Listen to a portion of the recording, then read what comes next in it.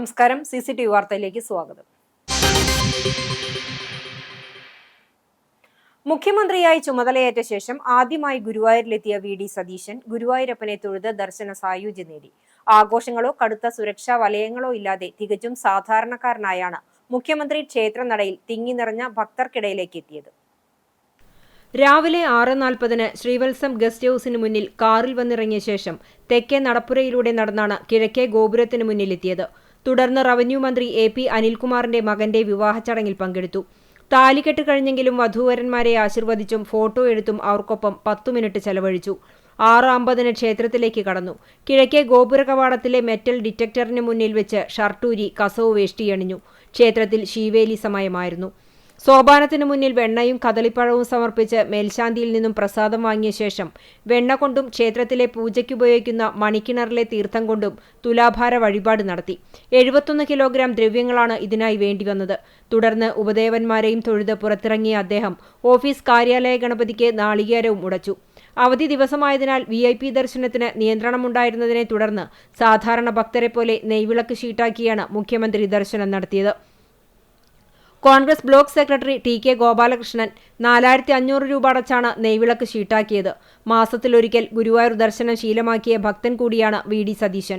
സുരക്ഷാ ഉദ്യോഗസ്ഥരും പോലീസും തനിക്ക് ചുറ്റും വലയം തീർക്കാൻ ശ്രമിച്ചപ്പോൾ ഭക്തരെ ബുദ്ധിമുട്ടിക്കണോ എന്ന് മുഖ്യമന്ത്രി ആവർത്തിച്ചു ചോദിച്ചു. എന്റെ സുരക്ഷ ഞാൻ തന്നെ നോക്കിക്കൊള്ളാം, ഭക്തർക്ക് യാതൊരുവിധ ബുദ്ധിമുട്ടും ഉണ്ടാക്കരുത് എന്ന് അദ്ദേഹം സുരക്ഷാ ഉദ്യോഗസ്ഥർക്ക് കർശന നിർദ്ദേശം നൽകി. ക്ഷേത്ര പരിസരത്ത് തടിച്ചുകൂടിയ ജനങ്ങൾ ആർപ്പുവിളികളോടെയാണ് മുഖ്യമന്ത്രിയെ വരവേറ്റത്. തനിക്കരികിലേക്ക് എത്തിയവർക്ക് ഹസ്തദാനം നൽകിയും ചേർത്ത് നിർത്തി കുശലം പറഞ്ഞും സെൽഫികൾക്ക് പോസ്റ്റ് ചെയ്തും തികച്ചും ജനകീയനായ ഭരണാധികാരിയുടെ ഭാവത്തിലായിരുന്നു അദ്ദേഹം.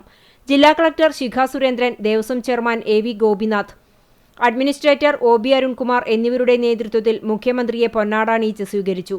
K കരുണാകരനു ശേഷം ഗുരുവായൂർ ക്ഷേത്രത്തിൽ പ്രവേശിക്കുന്ന ആദ്യത്തെ മുഖ്യമന്ത്രിയാണ് VD സതീശൻ.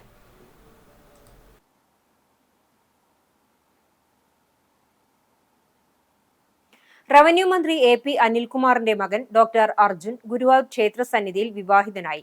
മലപ്പുറം സ്വദേശിനി ഡോക്ടർ നിരോക്ഷയാണ് വധു. ഇന്ന് രാവിലെ ഉഷപൂജ കഴിഞ്ഞ് നട തുറന്നയുടനെയായിരുന്നു താലികെട്ട്.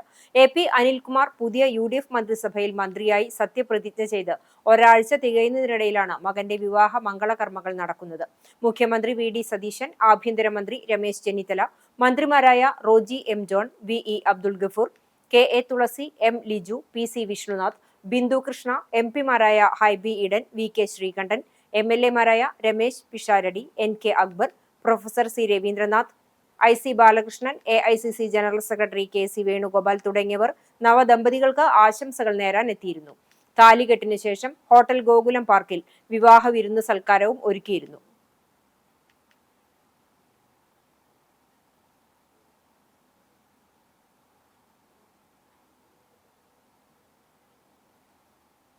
രാജ്യത്ത് വർദ്ധിച്ചുവരുന്ന തൊഴിലില്ലായ്മയ്ക്കും വിലക്കയറ്റത്തിനുമെതിരെ ശക്തമായ വിമർശനവുമായി AICC general secretary KC Venugopal. ചെറുപ്പക്കാരെ പ്രതിഷേധങ്ങളിലേക്ക് തള്ളിവിടുന്നതിന്റെ പൂർണ്ണ ഉത്തരവാദിത്വം കേന്ദ്ര സർക്കാരിനാണെന്ന് അദ്ദേഹം കുറ്റപ്പെടുത്തി. ഗുരുവായൂർ ക്ഷേത്ര ദർശനത്തിന് ശേഷം ശ്രീവത്സം അതിഥി മന്ദിരത്തിൽ മാധ്യമങ്ങളോട് സംസാരിക്കുകയായിരുന്നു അദ്ദേഹം. രാജ്യത്ത് ഇപ്പോൾ പ്രകടമാകുന്നത് സർക്കാരിന്റെ കണ്ണു തുറപ്പിക്കേണ്ട യുവജന രോഷമാണ്. ഇത്തരം പ്രതിഷേധങ്ങളെയും ആശയങ്ങളെയും പോസിറ്റീവായി എടുത്ത് തൊഴിലില്ലായ്മ ഉൾപ്പെടെയുള്ള അടിയന്തര വിഷയങ്ങൾ പരിഹരിക്കാനാണ് സർക്കാർ ശ്രമിക്കേണ്ടത്. അതിനെയെല്ലാം അടിച്ചമർത്താനാണ് കേന്ദ്രം ഭരിക്കുന്നവരുടെ ഭാവമെങ്കിൽ അത് അംഗീകരിക്കാനാവില്ലെന്നും അദ്ദേഹം പറഞ്ഞു. രാജ്യത്തെ തൊഴിലില്ലായ്മ രൂക്ഷമായി നിൽക്കുന്ന സാഹചര്യം ഇതുപോലെ ഉണ്ടായിട്ടില്ല. വിലക്കയറ്റം ഓരോ ദിവസം കഴിയുന്നതും താങ്ങാവുന്ന അപ്പുറത്തേക്കാണ് പോകുന്നത്. സർക്കാരിന് ഇതൊന്നും പരിഹരിക്കാനുള്ള യാതൊരു മാർഗങ്ങളും ഇല്ല. ആരാണ് ഉത്തരവാദി? ഈ ചെറുപ്പക്കാരെ ഇത്തരം അരക്ഷിതാവസ്ഥയിലേക്ക് തള്ളിവിട്ടതിന് ഉത്തരവാദി ആരാണ്? ആ ചർച്ചയല്ലേ രാജ്യത്ത് നടക്കേണ്ടത്? അതല്ലേ നടക്കേണ്ടതും. സർക്കാരിന്റെ കണ്ണു തുറപ്പിക്കുന്ന യുവജന രോഷമാണ് ഇപ്പൊ നമ്മൾ പ്രകടമാകുന്നത്. അത് സർക്കാർ ചെയ്യേണ്ടത് അതിനെ പോസിറ്റീവായി എടുക്കാൻ വേണ്ടത്. അതിനെ പോസിറ്റീവായി എടുത്ത് ആ ഇഷ്യൂ അഡ്രസ് ചെയ്യാൻ വേണ്ടത്. ആ ഇഷ്യൂ അഡ്രസ് ചെയ്യാൻ എന്ത് നടപടിയാണ് ഇവർ എടുത്തിരിക്കുന്നത്? കഴിഞ്ഞ 12 കൊല്ലമായിട്ട് എല്ലാ MSMEയും തകർക്കുക, എല്ലാ തൊഴിലവസരങ്ങളെയും ഇല്ലാതാക്കുക, അഗ്നിവീർ പോലെയുള്ള പദ്ധതികൾ ഉണ്ടാക്കി എങ്ങനെ ചെറുപ്പക്കാരുടെ തൊഴിലവസരങ്ങൾ പരിമിതപ്പെടുത്താൻ പറ്റുമോ നോക്കുക. ഇതല്ലേ ഇവർ ചെയ്തുകൊണ്ടിരിക്കുന്നത്. അതല്ല ചെയ്യേണ്ടത്. ആ ഇഷ്യൂ അഡ്രസ് ചെയ്യാണ് വേണ്ടത് ഒരു ഉത്തരവാദപ്പെട്ട ഗവൺമെന്റ്. പെട്രോളിന്റെയും ഡീസലിന്റെയും വില പ്രതിദിനം കുതിച്ചുയരുകയാണ്. വരാനിരിക്കുന്ന കാലം അതീവ ദുഷ്കരമായിരിക്കുമെന്നാണ് പ്രവചിക്കപ്പെടുന്നത്. എന്നാൽ യാതൊരുവിധ തയ്യാറെടുപ്പുകളുമില്ലാതെ ആഘോഷങ്ങളിലും തിമിർപ്പിലുമാണ് പ്രധാനമന്ത്രി നരേന്ദ്രമോദി ഏർപ്പെട്ടിരിക്കുന്നത്. ജനങ്ങളുടെ യഥാർത്ഥ പ്രശ്നങ്ങൾ പരിഹരിക്കാനാണ് പ്രധാനമന്ത്രി മുൻകൈ എടുക്കേണ്ടത്, അല്ലാതെ പ്രതിഷേധിക്കുന്നവരെ തകർക്കാനല്ല. ഇന്ധന വിലവർദ്ധനവ് നിയന്ത്രിക്കുന്നതിനെക്കുറിച്ച് ഒന്നിരുന്ന് ചിന്തിക്കാൻ പോലും പ്രധാനമന്ത്രി തയ്യാറാകുന്നില്ല. അദ്ദേഹം ലോകം ചുറ്റിക്കൊണ്ടിരിക്കുകയാണ്. അതുകൊണ്ട് രാജ്യത്തിന് ഒരു ഫലവുമില്ല. രാജ്യത്തെ ജനങ്ങൾ അനുഭവിക്കുന്ന കത്തുന്ന പ്രശ്നങ്ങൾക്ക് പരിഹാരം ചെയ്യാൻ ഇവിടെയൊരു സർക്കാർ ഇല്ലെന്നതാണ് യാഥാർത്ഥ്യം. വരാനിരിക്കുന്ന കാലം എന്ന് പറയുന്നത് വളരെ വളരെ അതീവ ഗുരുതരമായിട്ടുള്ള സാഹചര്യമായിരിക്കുമെന്നാണ് പ്രവചിക്കപ്പെടുന്നത്. അതിനെ നേരിടാനുള്ള ഒരു തയ്യാറെടുപ്പും ഇല്ലാതെ ഇപ്പോഴും ആഘോഷങ്ങളിലും തിമിർപ്പിലുമാണ് നമ്മുടെ പ്രധാനമന്ത്രി. ഇത് നമ്മൾ കഴിഞ്ഞ കുറെ നാളിലായിട്ട് പറയാം. അന്താരാഷ്ട്ര വിപണിയിൽ ക്രൂഡ് ഓയിലിന്റെ വില കുറഞ്ഞ സമയത്തും നമ്മുടെ പെട്രോളിന്റെയും ഡീസലിന്റെ വില കൂടിക്കൊണ്ടിരിക്കുകയാണ്. എന്താണ് പരിഹാര മാർഗം? ഒന്ന് ഇരുന്ന് ചിന്തിക്കാൻ, ചർച്ച ചെയ്യാൻ ഗവൺമെന്റ് തയ്യാറുണ്ടോ? അവർ ലോകം ചുറ്റിക്കൊണ്ടിരിക്കുകയാണ് നമ്മുടെ പ്രധാനമന്ത്രി. എന്ത് കാര്യമാണ് അതുകൊണ്ട് കിട്ടാൻ പോകുന്നത്? ഒന്നും കിട്ടാനില്ല. ഇതിനകത്തെ പ്രധാനപ്പെട്ട പ്രശ്നം ഇഷ്യൂ അഡ്രസ് ചെയ്യാൻ ഒരു ഗവൺമെന്റ് ഇല്ല എന്നുള്ളതാണ് ഇപ്പൊ ഇന്ത്യ നേരിടുന്ന ഏറ്റവും വലിയ പ്രതിസന്ധി. CJP മൂവ്മെന്റിനെതിരെയുള്ള കേന്ദ്ര സർക്കാർ നീക്കങ്ങളെയും അദ്ദേഹം രൂക്ഷമായി വിമർശിച്ചു. ചെറുപ്പക്കാരുടെ പ്രശ്നങ്ങളെ കൃത്യമായി മാനിച്ചു മുന്നോട്ടു പോയാൽ രാജ്യത്ത് നിലവിലുള്ള ഇത്തരം പ്രതിസന്ധികൾ ഒഴിവാക്കാവുന്നതേയുള്ളൂവെന്നും KC വേണുഗോപാൽ കൂട്ടിച്ചേർത്തു. നാട്ടിലെ മൂവ്മെന്റുകൾ ഉണ്ടാകുന്നത് വിഷുവിനെ ബേസ് ചെയ്തിട്ടാണ്. ഞാൻ ആ മൂവ്മെന്റുകളെ പാർട്ടിയോ എന്നതിനെ കുറിച്ചല്ല ഞാൻ സൂചിപ്പിക്കാം. മൂവ്മെന്റുകൾ ചെറുപ്പക്കാരുടെ വികാരം മാനിക്കുന്ന ഒരു സർക്കാരിന്റെ കടമയാണ്. ആ സർക്കാർ ചെറുപ്പക്കാരുടെ വികാരം മാനിച്ചു കഴിഞ്ഞാൽ ഈ പ്രശ്നങ്ങളെല്ലാം പരിഹരിക്കപ്പെടുകയല്ലേ ചെയ്യുന്നത്. അതല്ലാതെ അതിനെ ഉരുക്കുമുട്ടി ഉപയോഗിച്ച് നേരിട്ടാൽ അത് കൂടുതൽ ശക്തി പ്രാപിക്കത്തേ ഉള്ളൂ. ചൂണ്ടലിൽ ഓടിക്കൊണ്ടിരുന്ന കാറിന് മുകളിലേക്ക് മരക്കൊമ്പ് പൊട്ടിവീണ് അപകടം. മരക്കൊമ്പ് കാറിന്റെ ചില്ലു തകർത്ത് വാഹനത്തിന്റെ ഡാഷ്ബോർഡിൽ തറച്ചു കയറി.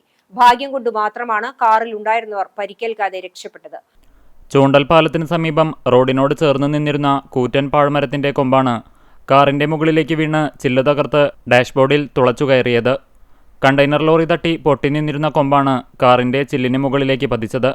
തൃശൂർ ഭാഗത്തു നിന്നും കുന്നംകുളം കാണിപ്പയ്യൂർ ഭാഗത്തേക്ക് പോവുകയായിരുന്ന ഊബർ ടാക്സിയാണ് അപകടത്തിൽപ്പെട്ടത്. വാഹനത്തിന്റെ മുൻഭാഗത്ത് ഡ്രൈവറെ കൂടാതെ യാത്രക്കാരനുമുണ്ടായിരുന്നു.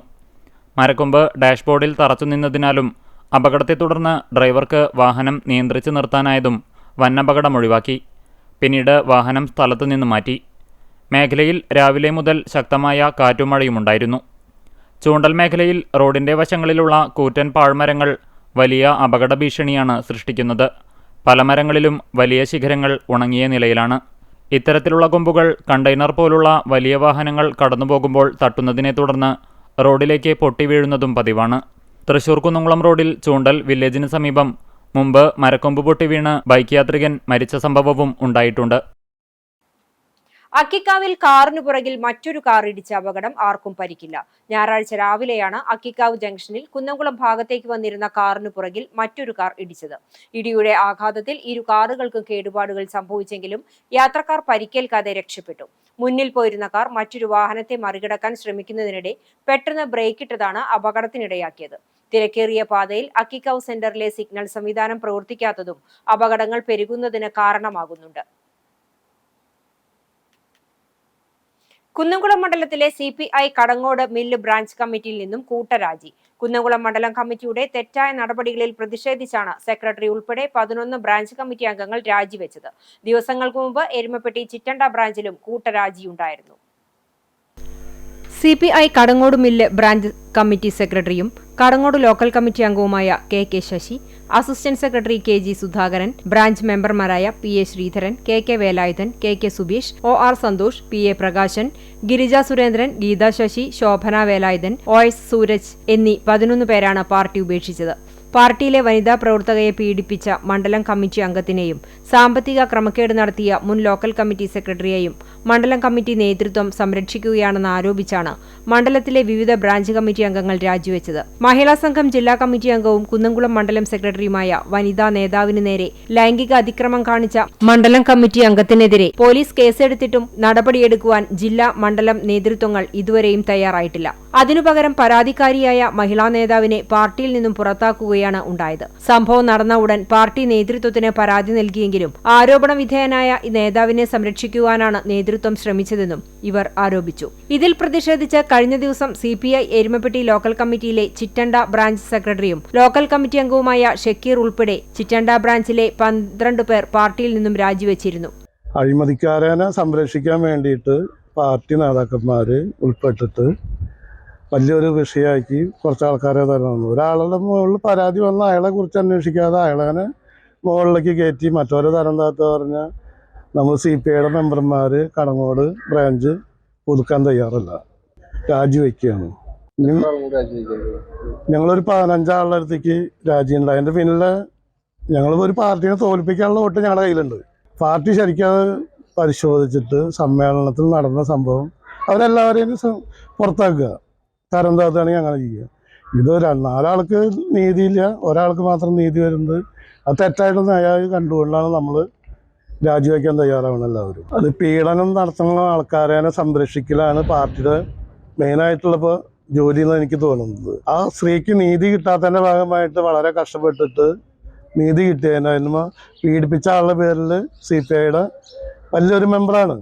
2 ആൾക്ക് വേണ്ടിയിട്ടാണ് CPI എന്ന് പറഞ്ഞൊരു പ്രസ്ഥാനം മുന്നോട്ട് പോകൊണ്ടിരിക്കുന്നത്. അതുപോലെ തന്നെ കടങ്ങോട് മുൻ ലോക്കൽ സെക്രട്ടറി ഫണ്ട് തിരിമറി നടത്തിയെന്നും പരാതി നൽകിയിട്ടും യാതൊരു നടപടിയും ഉണ്ടായില്ലെന്നും ഇവർ ആരോപിക്കുന്നു. ഈ നേതാക്കൾക്കെതിരെ നടപടിയെടുക്കുന്ന ശക്തമായ നിലപാട് സ്വീകരിച്ച മണ്ഡലം കമ്മിറ്റി അംഗങ്ങളായ OK ശശി, ES മുരളി എന്നിവരെ ബ്രാഞ്ച് കമ്മിറ്റിയിലേക്ക് തരം താഴ്ത്തി. CPI Kadavallur local committee secretary KM Manikandan, Kadangode local committee secretary Sathar Neendoor എന്നിവരെ പ്രതികാര നടപടിയുടെ ഭാഗമായി പാർട്ടി തൽസ്ഥാനങ്ങളിൽ നിന്നും ഒഴിവാക്കിയെന്നും ആരോപണമുണ്ട്.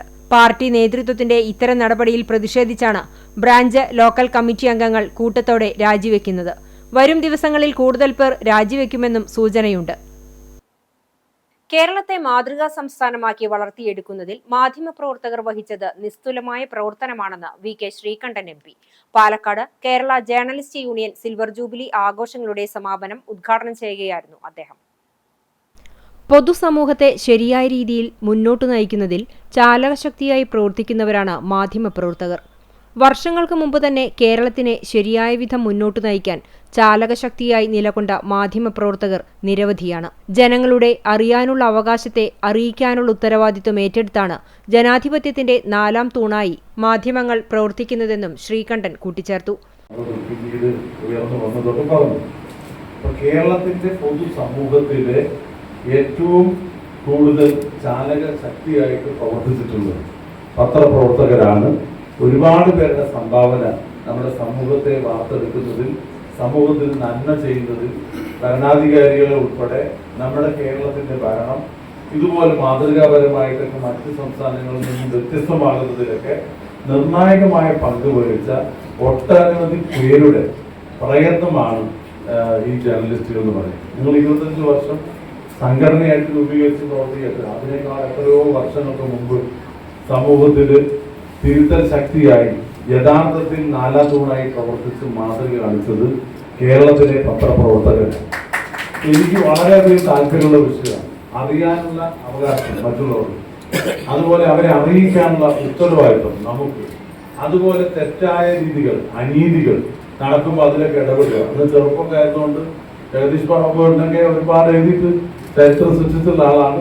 പാലക്കാട് ഗസാല ഓഡിറ്റോറിയത്തിൽ സജ്ജമാക്കിയ അബ്ബാസ് ഇടപ്പള്ളി നഗറിൽ നടന്ന സമ്മേളനത്തിൽ കേരള ജേർണലിസ്റ്റ് യൂണിയൻ സംസ്ഥാന പ്രസിഡന്റ് അനിൽ ബിശ്വാസ് അധ്യക്ഷനായി. സിൽവർ ജൂബിലി സമാപന സമ്മേളനത്തിന് മുഖ്യമന്ത്രി VD സതീശൻ നൽകിയ ആശംസാ സന്ദേശം സമ്മേളനത്തിൽ ജനറൽ സെക്രട്ടറി KC സ്മിജൻ വായിച്ചു. മാധ്യമപ്രവർത്തകരുടെ ക്ഷേമപ്രവർത്തനങ്ങൾക്കായി എക്കാലവും പ്രവർത്തിക്കുന്ന കേരള ജേർണലിസ്റ്റ് യൂണിയന്റെ സിൽവർ ജൂബിലി ആഘോഷം സംഘടനയെ കൂടുതൽ കരുത്തുറ്റതാക്കി തീർക്കട്ടെയെന്ന് മുഖ്യമന്ത്രി ആശംസാ സന്ദേശത്തിൽ വ്യക്തമാക്കി. കേരള ജേർണലിസ്റ്റ് വെൽഫെയർ ട്രസ്റ്റ് പ്രഖ്യാപനം പാലക്കാട് നഗരസഭാ ചെയർമാൻ P. സ്മിതേഷ് നിർവഹിച്ചു. യൂണിയൻ സ്ഥാപക general secretary S. Jagadeesh Babu മുഖ്യപ്രഭാഷണം നടത്തി. രവി രാജുവിന് KJU silver jubilee award MP സമ്മാനിച്ചു.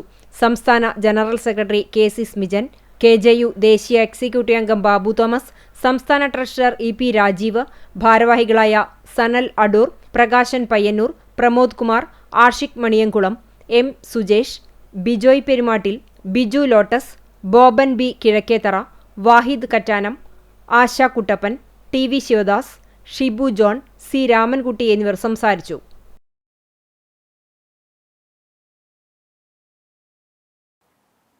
മഴ കനത്തതോടെ തിരുവത്ര അത്താണി മേഖലയിൽ ദേശീയപാതക്കരികിലെ വീടുകൾ വെള്ളക്കെട്ടിലകപ്പെടുന്നു.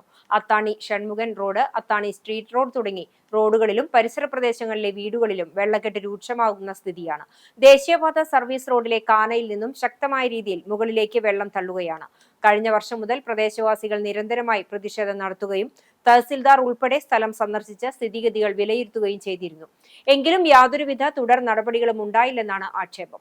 ദേശീയപാത അധികൃതർ ഇവിടുത്തെ വെള്ളം ഒഴുക്കിവിടാൻ പൈപ്പുകൾ കൊണ്ടുവന്ന് കൂട്ടിയിട്ടു എന്നല്ലാതെ യാതൊരുവിധ നടപടിയും ഉണ്ടായില്ലെന്നും പിന്നീട് പൈപ്പുകൾ ദേശീയപാത അധികൃതർ തന്നെ തിരിച്ചു കൊണ്ടുപോകുകയായിരുന്നുവെന്നും പറയുന്നു. നാളിതുവരെയായിട്ടും ഈ ദുരിതത്തിന് പരിഹാരം കാണാത്തതിനെ തുടർന്ന് ശക്തമായ പ്രതിഷേധത്തിലാണ് പ്രദേശവാസികൾ.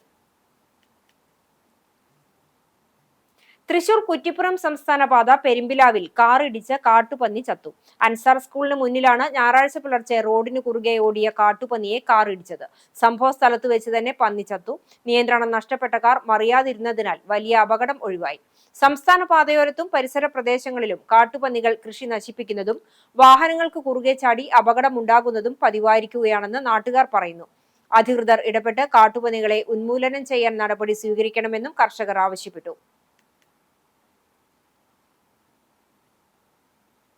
കാലവർഷത്തിന് മുന്നോടിയായി പകർച്ചവ്യാധികൾ തടയുന്നതിനും നഗര ശുചിത്വം ഉറപ്പുവരുത്തുന്നതിനുമുള്ള ചാവക്കാട് നഗരസഭയുടെ മഴക്കാല പൂർവ്വ ശുചീകരണ യജ്ഞത്തിന് തുടക്കമായി. ശുചീകരണ പ്രവർത്തനങ്ങളുടെ നഗരസഭാതല ഉദ്ഘാടനം നഗരസഭാ ചെയർപേഴ്സൺ എച്ച് അക്ബർ നിർവഹിച്ചു. ആദ്യഘട്ടമായി ചാവക്കാട് പഴയപാലം പരിസരവും പോലീസ് സ്റ്റേഷൻ, നഗരസഭ, താലൂക്ക് ആശുപത്രി എന്നീ സ്ഥലങ്ങൾ ശുചീകരിച്ചു. വരും ദിവസങ്ങളിൽ യജ്ഞത്തിന്റെ ഭാഗമായി നഗരസഭയിലെ മുഴുവൻ വാർഡുകളിലും വിപുലമായ രീതിയിൽ ശുചീകരണ പ്രവർത്തനങ്ങൾ നടത്തും. പൊതുജന പങ്കാളിത്തത്തോടെ നടന്ന ശുചീകരണ പരിപാടിയിൽ വികസനകാര്യ standing committee chairperson P Yatheendradas, വിദ്യാഭ്യാസ standing committee chairperson K P Ranjith Kumar, നഗരസഭ clean city manager B Dileep എന്നിവർ പങ്കെടുത്തു. കൂടാതെ പോലീസ് ഉദ്യോഗസ്ഥർ, നഗരസഭ ആരോഗ്യ വിഭാഗം ജീവനക്കാർ, വ്യാപാരി വ്യവസായി പ്രതിനിധികൾ, താലൂക്ക് ആശുപത്രി ജീവനക്കാർ, നാട്ടുകാർ, നഗരസഭ ശുചീകരണ തൊഴിലാളികൾ തുടങ്ങിയവരും യജ്ഞത്തിൽ സജീവമായി പങ്കാളികളായി. മഴക്കാലത്തുണ്ടാകാൻ സാധ്യതയുള്ള പകർച്ചവ്യാധികളെ പ്രതിരോധിക്കാൻ പൊതുജനങ്ങൾ തങ്ങളുടെ വീടും പരിസരവും വൃത്തിയായി സൂക്ഷിക്കണമെന്നും നഗരസഭാ ചെയർപേഴ്സൺ പറഞ്ഞു. പഴഞ്ഞി അടയ്ക്ക വിപണന കേന്ദ്രത്തിന്റെ അരമതിൽ പൊളിച്ചുമാറ്റി. കേന്ദ്രത്തിന്റെ നിർമ്മാണം മതിയായ രേഖകളില്ലാതെയും കെട്ടിടം അനധികൃതമായിട്ടുമാണ് നിർമ്മിച്ചിരിക്കുന്നതെന്ന് ചൂണ്ടിക്കാട്ടി BJP പ്രവർത്തകർ പഞ്ചായത്തിൽ പരാതി നൽകുകയും പ്രതിഷേധം സംഘടിപ്പിക്കുകയും ചെയ്തിരുന്നു. ഇതേ തുടർന്നാണ് പഞ്ചായത്ത് കെട്ടിടം ഉടമയ്ക്ക് അരമതിൽ പൊളിച്ചുമാറ്റാൻ നോട്ടീസ് നൽകിയത്. എന്നാൽ മാർക്കറ്റിനുള്ളിലേക്ക് തെരുവുനായ്ക്കൾ കയറാതിരിക്കാൻ മാത്രമായി നിർമ്മിച്ചതാണ് അരമതിൽ എന്ന് കെട്ടിട ഉടമ പറഞ്ഞു. തുടർന്ന് പഞ്ചായത്ത് നിർദ്ദേശാനുസരണം അരമതിൽ പൊളിച്ചു മാറ്റുകയും ചെയ്തു.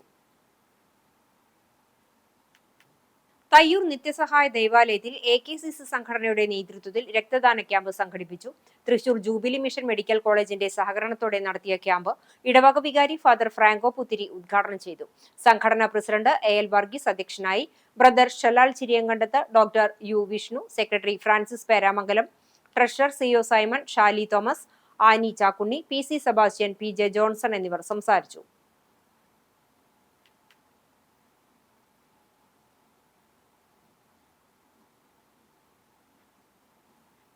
എരുമപ്പെട്ടി ഗ്രാമീണ വായനശാലയുടെ 90ാം വാർഷികം ആഘോഷിച്ചു. ചടങ്ങിൽ വിവിധ മേഖലകളിലെ പ്രതിഭകളെ ആദരിക്കലും സാംസ്കാരിക പരിപാടികളും നടന്നു. കേരളീയ സമൂഹം നമ്മൾ വളരെ പ്രബുദ്ധരാണെങ്കിൽ പോലും നമുക്കറിയാം പലതരത്തിലുള്ള വിഭാഗങ്ങളായിട്ട് കിടക്കുന്ന ഒന്ന് തന്നെയാണ്. നമുക്ക് മതത്തിൻ്റെ അടിസ്ഥാനത്തിലുള്ള, ജാതിയുടെ അടിസ്ഥാനത്തിൽ, രാഷ്ട്രീയത്തിൻ്റെ അടിസ്ഥാനത്തിൽ, സാമ്പത്തിക, സാമുദായിക പലതരത്തിലുള്ള വ്യത്യാസങ്ങളൊക്കെ ഉള്ള ഒരു സമൂഹമാണ്. മറ്റു പല സമൂഹങ്ങളെ പോലെ തന്നെ ഇപ്പോൾ ആർട്ടിഫിഷ്യൽ ഇൻ്റലിജൻസ് അതുപോലുള്ള കാര്യങ്ങളൊക്കെ തന്നെയാണ് നമ്മുടെ ദൈനംദിന ജീവിതത്തിൽ നമ്മെ നിയന്ത്രിക്കുകയും നമുക്ക് ഉപയോഗപ്പെടുത്തുകയും ചെയ്യുമ്പോൾ തന്നെ വളരെ പ്രാചീനമായിട്ടുള്ള, ശരിക്കും ചിന്തിച്ചു കഴിഞ്ഞാൽ വളരെ അബദ്ധമായെന്ന് തോന്നിക്കുന്ന തരത്തിലുള്ള പലതരത്തിലുള്ള ആശയങ്ങളും ചിന്താഗതികളും ഒക്കെ തന്നെ നമ്മളെല്ലാവരും പലതരത്തിൽ കൊണ്ടു നടക്കുന്ന ആൾക്കാരാണ്. മനുഷ്യർ എന്നുള്ള നിലയിലുള്ള നമുക്ക് ഒരുമിച്ചിരിക്കാനും ഒരുമിച്ച് പ്രവർത്തിക്കാനുള്ള ഒരു ഇടമുണ്ടാവുക, ആ ഒരു സ്പേസാണ്, ആ ഒരു ഇടമാണ് വായനശാലകൾ ഇവിടെ നിർവഹിച്ചുകൊണ്ടിരിക്കുന്നതും. കവിയും ഗാനരചയിതാവുമായ റഫീഖ് അഹമ്മദ് ഉദ്ഘാടനം ചെയ്തു. വായനശാല പ്രസിഡന്റ് KM അഷ്റഫ് അധ്യക്ഷത വഹിച്ചു. സെക്രട്ടറി B സുധീഷ് റിപ്പോർട്ട് അവതരിപ്പിച്ചു. എരുമപ്പെട്ടി പഞ്ചായത്ത് പ്രസിഡന്റ് ബിന്ദു ഗിരീഷ് മുഖ്യാതിഥിയായി. ജില്ലാ പഞ്ചായത്ത് മെമ്പർ മീന സാജൻ പ്രതിഭകളെ ആദരിച്ചു. Kerala Kalamandalam assistant professor Sangeetha Prasad, taluk library council secretary Valsan Parannur, Vadakkanchery block panchayat member Siji John, panchayat മെമ്പർമാരായ Shaji Varghese, Annie teacher, PTA president Sheeba Rajesh, വായനശാല vice president MK Varghese, executive അംഗം ഹേമ ട്രീസ എന്നിവർ സംസാരിച്ചു. സാമൂഹിക വിദ്യാഭ്യാസ പ്രവർത്തകൻ മേജർ ജോസഫ്, സ്നേക്ക് റെസ്ക്യൂ പ്രവർത്തകൻ PH അഷ്റഫ്, യോഗാധ്യാപിക Rejitha, Kesavan പറയിൽ, X driver Shefeed, librarian Bindu Manikandan എന്നിവരെ ആദരിച്ചു. SSLC പരീക്ഷയിൽ A+ നേടിയ വിദ്യാർത്ഥികളെ അനുമോദിച്ചു. തുടർന്ന് വായനശാല കുടുംബാംഗങ്ങളുടെ കലാസാംസ്കാരിക പരിപാടികൾ അരങ്ങേറി. എക്സിക്യൂട്ടീവ് അംഗങ്ങളായ EN Suresh Babu, PB Bhavya, EN Satheesh Babu, Anila Soman, PM Muhammad Saleem, AS Raveendran എന്നിവർ പരിപാടികൾക്ക് നേതൃത്വം നൽകി. ലോകമെമ്പാടുമുള്ള സുറിയാനി ക്രിസ്ത്യാനികൾ പെന്തക്കോസ്തി പെരുന്നാൾ ഞായറാഴ്ച ആചരിച്ചു. ഈസ്റ്റർ കഴിഞ്ഞ് 50-ാം ദിവസമാണ് പെന്തക്കോസ്തി പെരുന്നാൾ. ഓർത്തഡോക്സ് പള്ളികളിൽ പിതാവ്, പുത്രൻ, പരിശുദ്ധാത്മാവ് എന്നിവയ്ക്കായുള്ള 3 പ്രത്യേക പ്രാർത്ഥനകൾ ഉൾപ്പെട്ട ദീർഘമായ ശുശ്രൂഷകൾ ഉണ്ടായിരുന്നു. കുന്നംകുളം പാറയിൽ സെന്റ് ജോർജ് പള്ളിയിൽ വികാരി ഫാദർ സജയ് ജോസും ശുശ്രൂഷകരും വിശ്വാസികളും ചേർന്ന് വിശുദ്ധ കുർബാന അർപ്പിച്ചു. പെന്തക്കോസ്തി പെരുന്നാളിന്റെ പ്രത്യേക ശുശ്രൂഷയും പ്രാർത്ഥനയും ഉണ്ടായിരുന്നു. ദിവംഗതനായ ഫാദർ ജോസഫ് കാക്കശ്ശേരി കോർ എപ്പിസ്കോപ്പയുടെ ഓർമ്മയ്ക്കായി പ്രത്യേക ധൂപാർപ്പണം നടത്തി. മറ്റം പന്നിശ്ശേരി ഗ്രൂപ്പ് ഫാമിംഗ് പാടശേഖര സമിതിയുടെ വാർഷിക പൊതുയോഗം മെയ് 26 ചൊവ്വാഴ്ച നടക്കും. കണ്ടാണശ്ശേരി കൃഷി ഓഫീസ് പരിസരത്ത് ചേരുന്ന യോഗത്തിന് കണ്ടാണശ്ശേരി കൃഷി ഓഫീസർ അധ്യക്ഷത വഹിക്കും. എല്ലാ കർഷകരും യോഗത്തിന് എത്തിച്ചേരണമെന്ന് സെക്രട്ടറി അറിയിച്ചു. നവമാധ്യമ കാഴ്ച.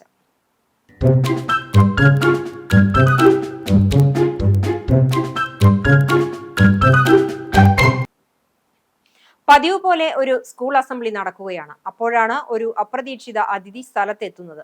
മാത്രമല്ല, കുട്ടികളെക്കാൾ അച്ചടക്കത്തോടെ അസംബ്ലിയിൽ വരി നിൽക്കുകയും ചെയ്തു. നവമാധ്യമങ്ങളിൽ ഉപയോക്താക്കളുടെ മനം കവരുകയാണ് ഈ ക്യൂട്ട് ചങ്ങാതി.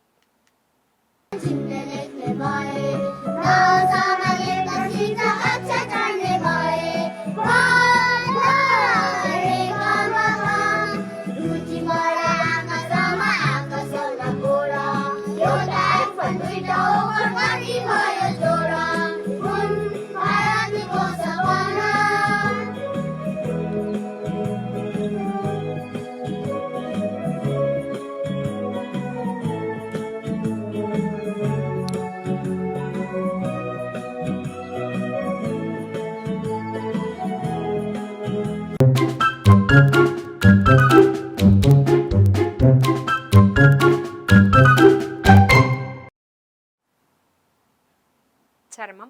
പഴഞ്ഞി ന്യൂ ഐനൂർ റോഡിൽ ചെറുവത്തൂർ വീട്ടിൽ ലില്ലി നിര്യാതയായി. 78 വയസ്സായിരുന്നു. സംസ്കാരം 2 മണിക്ക് സെന്റ് മേരീസ് ഓർത്തഡോക്സ് കത്തീഡ്രൽ സെമിത്തേരിയിൽ നടക്കും. കൊച്ചു ഭർത്താവാണ്. ജോയ്, ജോൺസൺ, ജോളി, ജോണി, ജോബി എന്നിവർ മക്കളാണ്. മറ്റം തലക്കോട്ടൂർ സെബാസ്റ്റ്യൻ ഭാര്യ മാഗി നിര്യാതയായി. 73 വയസ്സായിരുന്നു. സംസ്കാരം തിങ്കളാഴ്ച രാവിലെ 10 മണിക്ക് മറ്റം സെന്റ് തോമസ് ഫൊറോന പള്ളി സെമിത്തേരിയിൽ നടക്കും. സൂരജ്, ചാന്ദിനി എന്നിവർ മക്കളാണ്.